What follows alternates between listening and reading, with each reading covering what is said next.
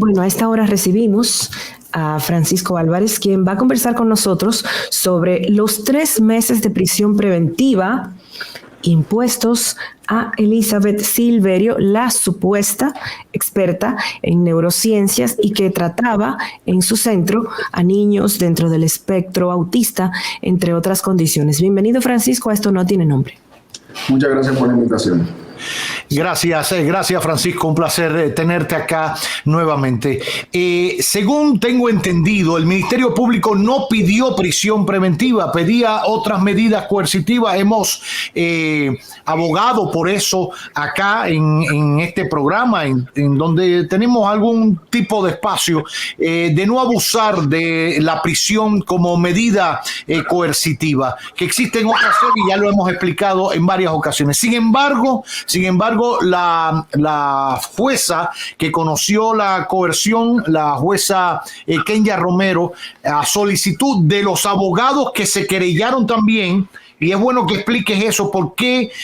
por un lado se querella el Ministerio Público y por otro hay otros abogados de personas, de familias que tenían a sus niños en esto. ¿Es esto posible? Y ellos sí reclamaban la prisión preventiva. ¿Por qué Kenya se decanta por eso? Bueno, cuando el Ministerio Público recibe una denuncia o una querella, inicia una investigación suave interna. Digo suave porque no es investigación, vamos a decir, en el lenguaje jurídico que tanto escuchamos del inicio de la investigación, sino que el Ministerio Público evalúa la pertinencia de eso que se está diciendo en esa denuncia, en esa querella. Hay que diferenciar denuncia y querella porque son dos actuaciones procesales distintas. La querella es un documento donde yo tengo que identificar el qué, el cómo, el cuándo y el dónde, con nombre y apellido. La denuncia es algo más levente, donde yo puedo decir, miren, me robaron un vidrio del carro, me dieron un golpe, yo no sé quién fue. Entonces, no sabemos qué fue lo que puso el Ministerio Público en control de esa investigación y en consecuencia, en la solicitud que eventualmente le hizo a la magistrada Kenya de que se apresara, porque lo primero que sucede es una orden de arresto a solicitud del Ministerio Público, y lo segundo, la solicitud de que se le conozca esa medida de coerción. Entonces, independientemente de que no tenemos la decisión y en consecuencia no sabemos cuáles fueron los razonamientos detrás de la solicitud del Ministerio Público, una vez eso sucede, las otras víctimas, vamos a suponer que hay 10 personas, una de ellas denunció, el Ministerio Público comienza la investigación y hay 9 que ya también han ido al Ministerio Público a decir, yo tengo este problema. El Ministerio Público les notifica a esas personas, mira,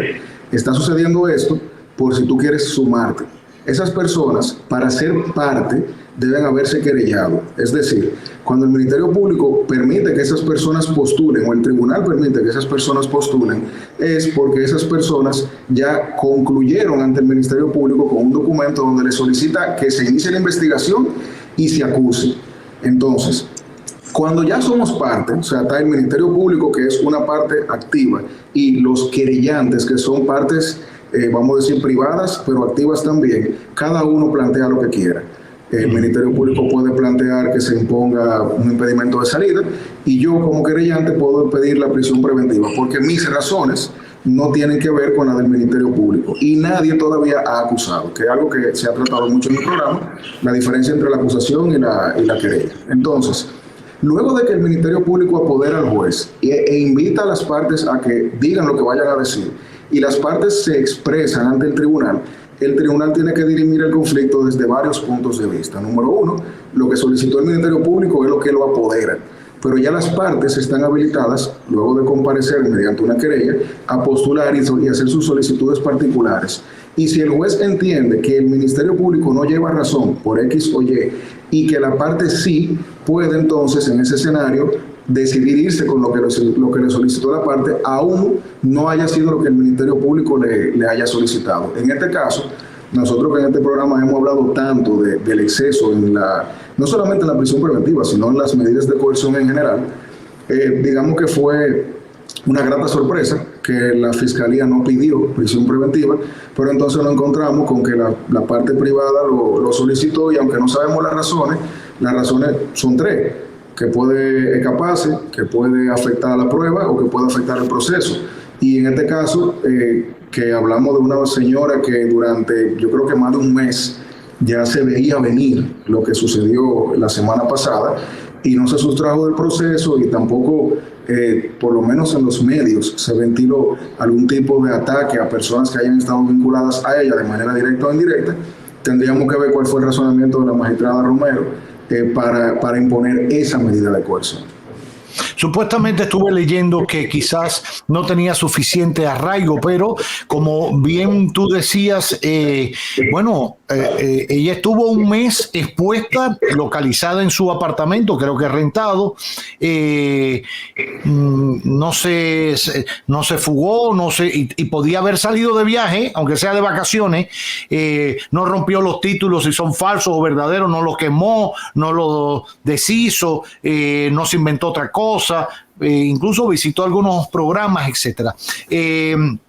Lo cierto es que al final la jueza dispuso 3 meses de prisión preventiva como coerción para esta señora que está imputada de ejercer de manera fraudulenta porque ejercía una profesión sin tener el aval o cumplir con los procedimientos, entre otras cosas, ser graduado de una universidad, tener un título universitario que te avale y a la par tener el exequatur, que es una autorización que da directamente el presidente de la República, el gobierno, para usted poder ejercer,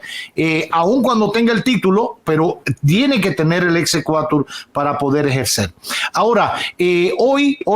el abogado de Elizabeth Silverio le envió una carta a la magistrada Rosalba Ramos, fiscal del Distrito Nacional, pidiéndole de manera urgente una variación de la medida de coerción por el estado de salud de la imputada, que intervenga. Yo creo que al final el abogado tiene que dirigirse a la jueza porque la fiscal no puede hacer nada salvo que ver si hay una situación de salud grave, ver cómo interviene, porque al final las prisiones dependen del Ministerio Público, de la Procuraduría General de la República, para ser más exacto. ¿Qué pasa en estos casos? ¿Por qué el abogado se dirige a la fiscal? ¿Qué pasa si esta señora, como él dice,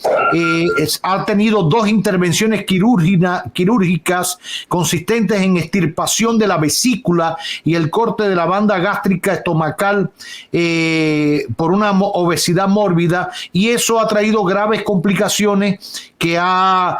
presentado un protuberante sangrado total, obstrucción de las vías de eyección fecal, obstrucción intestinal,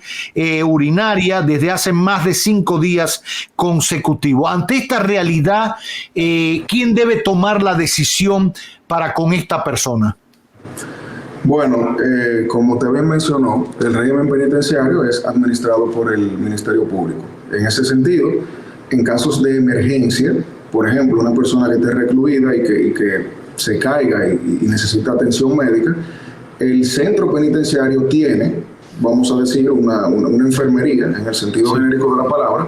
lo que significa que si no se puede atender en ese entorno, él mismo va a saber dónde referir a la paciente en base a lo que esté sucediendo. Hemos visto en muchos casos de esos que salen a la prensa, de personas que se enferman y tienen que ir a un centro médico fuera del recinto penitenciario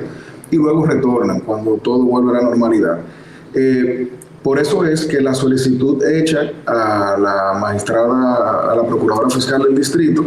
me parece que debe responder a alguna estrategia que nosotros no conocemos o a alguna realidad documentada que tampoco se nos ha expuesto. Yo personalmente, sin conocer esos escenarios de si es algo que tiene que ver con la estrategia o si es algo que está en algún documento depositado en la medida de coerción, asumo que es para sumarla a ella en el esfuerzo de que sea variada la medida, porque si el Ministerio Público no la pidió, quizás el Ministerio Público va a apoyar en ese caso a la imputada, porque el Ministerio Público es objetivo.